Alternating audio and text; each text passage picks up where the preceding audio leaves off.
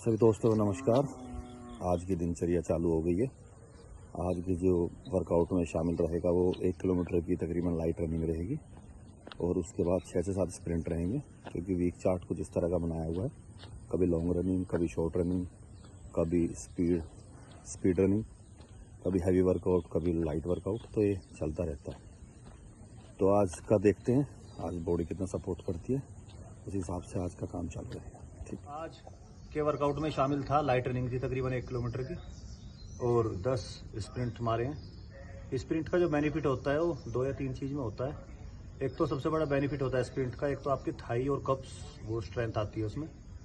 दूसरा स्प्रिंट का बेनिफिट होता है कि वो आपके सांस को कंट्रोल करता है। जब आप लॉन्ग रन की प्लानिंग कर रहे हैं तो उसमें कई बार सांस लेने में दिक्कत होती है। तो अगर आप वीक में तकरीबन 1 या 2 बार अपना स्प्रिंट का प्लान रखें, कम से कम 8 से 10 स्प्रिंट मारें, तो आपको वो आपका सांस कंट्रोल करने में बेनिफिट करता है और आपकी बेली को भी लूज करता है। मेरी तो नहीं हुई वैसे, बट तकरीबन बेली को लूज करने में बेनिफिट। सुबह का रूटीन रहता है।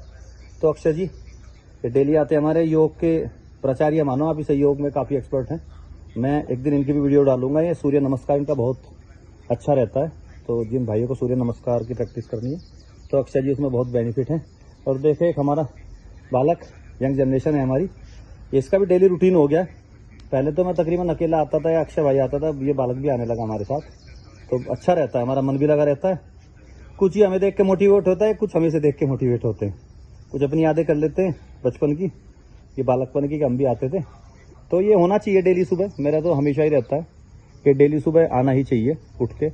आप ज़्यादा वर्क ना कर पाएँ, कम से कम लाइट करें, दौड़ ना पाएँ तो कम से कम चलें, बट सुबह उठे ज़रूर, और ये हमेशा ध्यान रखना है। तो आज का वर्कआउट कंप्लीट करके हम लोग चल दिए अभी। और जैसा कि मैं डेली ढूंढता हूँ एक्सरसाइज के बाद मोर का चंदा, मुझे आज बड़ा सुंदर सा चंदा मिला है, तो छोटा लेकिन मिला ज़रूर।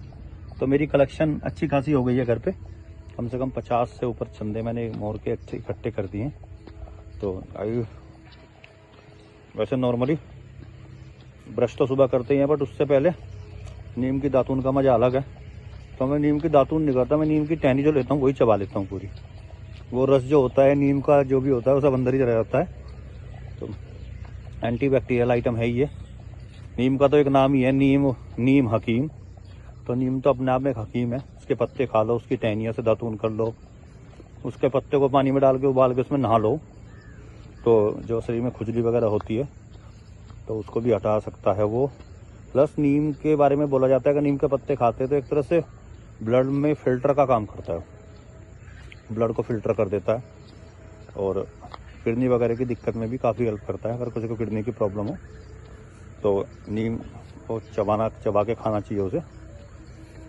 और बुखार, ये बताते हैं कि अगर नीम आप लगातार नीम के पत्ते खाते हो तो आपको बुखार वगैरह भी बहुत कम आता है। तो बने रहिए हमारे साथ। आपका दोस्त अश्विनी तोमर। चैनल सब्सक्राइब के बारे में क्या बोलूँ, आप समझदार है, कर ही देंगे। देखते रहिए। Thank you very much. जय हिंद, जय भारत।